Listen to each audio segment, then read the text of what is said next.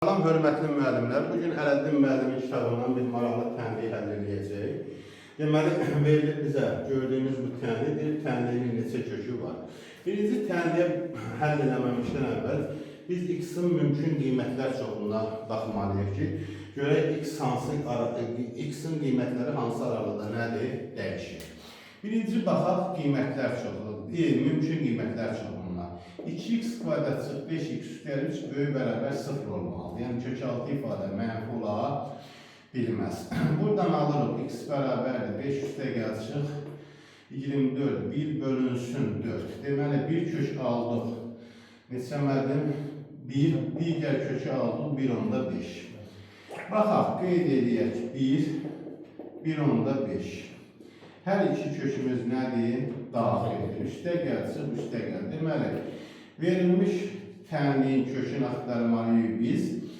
Mənfi sonsuzluq 1, bir də birləşir 1 onda 5 müsbət sonsuzluq arasında.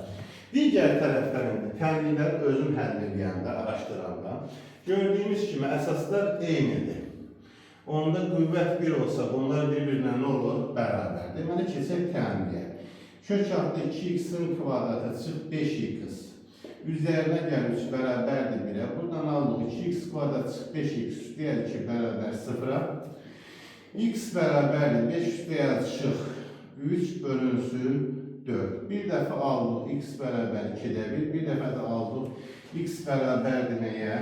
2-yə. Deməli, x bərabərdir 2-də 1 bu tənbihin həqiqi kökü deyil. Burada sözdə, cümlədə yaddan çıxıb həqiqi köklərinin sayını istəyir. Ona görə x bərabər 2-də 1 bunun həqiqi kökü deyil. Deməli, x bərabər 2 olacaq bunun nəyi kökü? Niyə həqiqi kökü deyil? X-in qiymətlər çoxluğu arasında nədir? Daxil deyil. Digər tərəfdən baxacaq bura. Modul 2x üstəyəl 1 bərabər 1 halına baxacaq. Bilirik ki, istənilən halda 1 üstə f(x) bərabərdir 1 üstə gx şərti nədir? Ödənilir. Buradan aldıq 2x üstəyəl 1 bərabərdir bir dəfə 1, bir dəfə də 2x üstəyəl 1 bərabərdir mənfi 1. X bərabər 0 aldıq, bir də alırıq x bərabərdir nəyə? Mənfidir. Gördüyümüz kimi hər iki kök verilən şərti nədir? Ödəyir. İki köklər buradan almış olduq. Bəs növbəti araşdırma nədir? Növbəti araşdırma biz bilirik ki, bu 0 da ola bilər. Amma bu şərt daxilindəki qüvvət nə olsun? Müsbət. Amma baxdıq, gördüyümüz kimi qüvvət onsuz kök altı ifadədir. Kök altı ifadə də ya 0-dır, ya 0-dan böyükdür.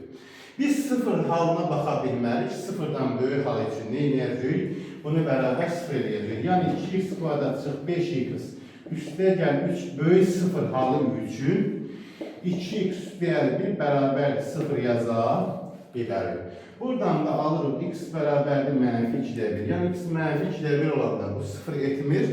Ona görə x bərabərdir mənfi 2-də 1 də bunun nəyidir? Köküdür. Deməli 1, 2, 3, 4 kök alınmış oldu. Hələlik bu qədər. Sağ olsun.